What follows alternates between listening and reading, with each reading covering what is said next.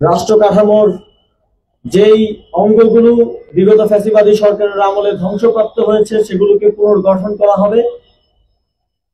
এবং এর মাধ্যমে আমরা বিশ্বাস করি বাংলাদেশ এই ফ্যাসিবাদী ব্যবস্থার থেকে মুক্তি পাওয়ার পথে অগ্রসর হবে।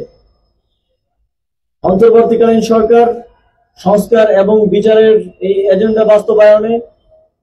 এবং একটি সুষ্ঠু ডেমোক্রেটিক ট্রানজিশন ঘটানোর যেই দায়িত্ব নিয়েছে সেই দায়িত্বে দেশবাসীর সকলের থেকে আমরা সহযোগিতা প্রত্যাশা করি এবং বাংলাদেশের জনগণ একটি রক্তক্ষয়ী গণ অভ্যুত্থানের পরেও ধৈর্য সহকারে যেই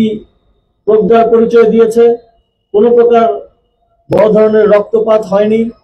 দেশের জনগণের ল অ্যান্ড জাস্টিসের প্রতি যেই শ্রদ্ধা দেখিয়েছে সেখান থেকে আমরা আশ্বস্ত হতে পারি, আমরা ভরসা পাই যে দেশের জনগণ দেশ পুনর্গঠনেও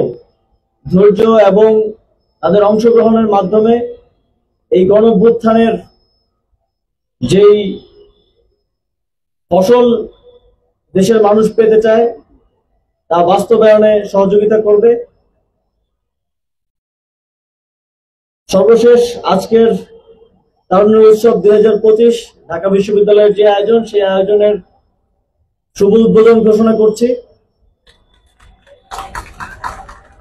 এবং 3 দিন ব্যাপী এই আয়োজনের সফলতা কামনা করে আমার বক্তব্য শেষ করছি।